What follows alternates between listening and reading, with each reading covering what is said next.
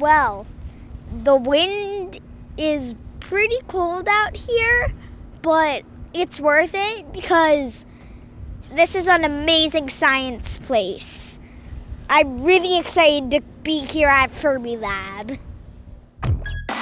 Hello everyone, welcome to another episode of the show about science. This is your host Nate, and today we have driven an hour from Chicago to Batavia, Illinois, the home of Fermilab. What's inside? Well, let's go find out. So here at Fermilab, scientists are working to understand our universe. One of them is my guest today, Sasha. My name is Sasha Rahlin. I am a scientist at Fermilab, and I work on a project called the South Pole Telescope. Let's head this way.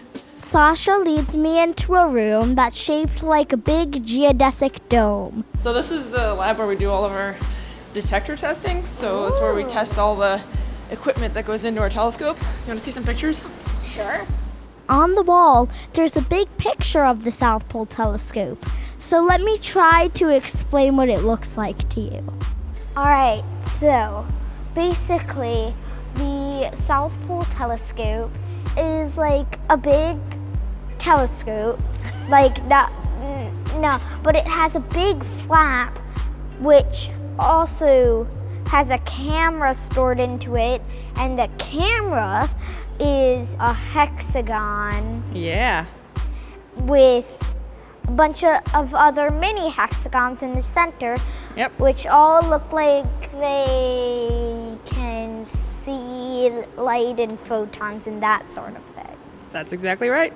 Okay. So the camera it's got 10 hexagonal wafers on it. You're right about that. And each of the wafers, so if you look down here, this other picture, there's the features on that. Each of those is 1 pixel. So it's 1 detector. And the way that the telescope works is that we're basically looking at the same part of the sky over and over again. So we're making basically the same image. And it's noisy, so when you make that same image over and over again, you kind of average out the noise and you get a cleaner picture in the end. So the thing that's cool to us is seeing, like, the first time that we put the camera together and we installed it in a telescope, and the first time it looked at the sky, that it was able to see like a source on the sky. So there's a particular galactic source that when we scan past it, we can see like it'll respond to that source. So that's how we know that the camera's working. And so that's always the coolest part of the project, is getting everything installed and in place and looking at the sky and seeing, does it work or not? And when you know it works, you're like, great, let's make some maps of the science data. So we talked about a camera, but what are you taking pictures of? So we study what's called the cosmic microwave background. And so, do you know what the Big Bang is?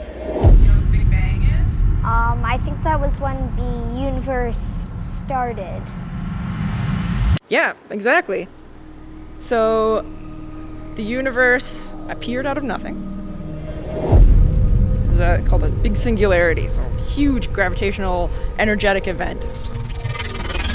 Lots and lots of energy released, and the universe expanded really, really quickly, and it was very, very hot. And as it expanded, it cooled, because that's how thermodynamics works. And eventually it cooled enough that, so it started off as this really hot soup with protons and electrons and particles all in one big hot soup with light, photons. And as it cooled, the light was able to travel on its own without hitting anything else. And so that light that's left behind from just a couple 100,000 years after the Big Bang is called the cosmic microwave background. I see. So it's like a baby picture of the universe. What it looked like when it was really, really young. Okay. And the universe now is 13.7 billion years old. It's very, very old now. Okay. So the other cool thing that we can learn from the cosmic microwave background is what happened before it was emitted, very shortly after the Big Bang, so fractions of a second. And theorists say that there was a period of really rapid expansion, which we call inflation, where the universe expanded faster than the speed of light. So nothing can actually move faster than the speed of light, but this is the universe itself, so the actual space-time expanding faster than light can get through it, which is a very weird concept to think of. It makes no sense when you understand that the speed of light is a constant and nothing can go faster than it. But the cool thing about this really early, really fast expansion is that it leaves behind gravitational waves. I know you did an interview with Bob McNeese, and he told you about black holes. Did, yeah. Yeah. So Spaghettification. Exactly, spaghettification. So these gravitational waves are basically like the kinds of gravitational waves that you see when black holes collide with each other, but they happen really, really long time ago and at a much higher energy scale. Really huge black holes, really huge energy scales. Like the ones at the center of our galaxy. Bigger than that. Alright, so when they combine to make bigger black holes and then those combine. Yeah, sure. Maybe that's what happened. But there's a huge gravitational effect, and we can actually see the imprints of those gravitational waves on the cosmic microwave background when we image it. It looks like a swirly pattern, like a distortion in the image. And the amplitude, the size of that swirly pattern, tells us how big the gravitational waves were in the early universe. I see. That's really cool. I've got a question. I'm not sure if you're going to know the answer, but how did the Big Bang happen? We have no idea. Okay. There's all kinds of theories about that. There's some theories that say that there was another universe before ours, and there was a big crunch, and then this one kind of expanded out of it.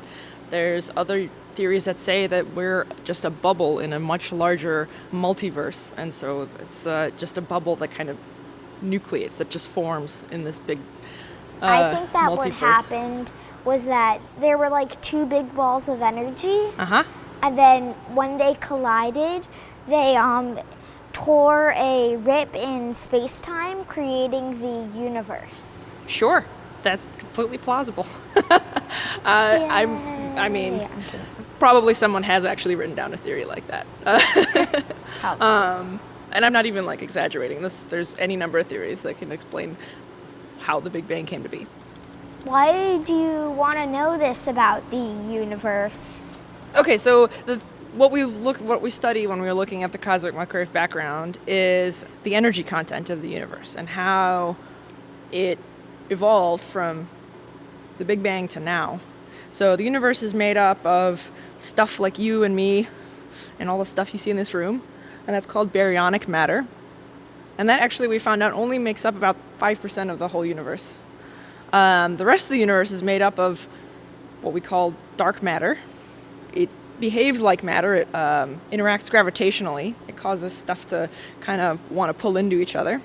That's about a quarter of the universe. I'm going to guess that the next one also has dark in it. Yeah, dark energy.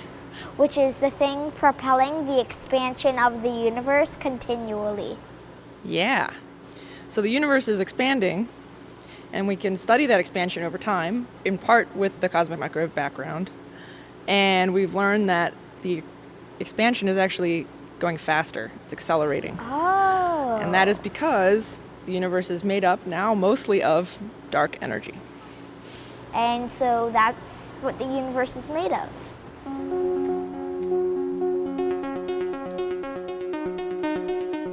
On that note, we left the geodesic dome and headed straight to Sasha's office. And there, I had to ask her one question, and it was kind of a big one. Why is this still relevant today? Because the universe is still evolving, and it has changed a lot from what it looked like then. Nice. And if we can study how the universe has evolved since then and how it's evolving now, we might know how it ends eventually. On many billions of years from now. All right, so what do you have to say to you kids who might want to get involved with the cosmic microwave background?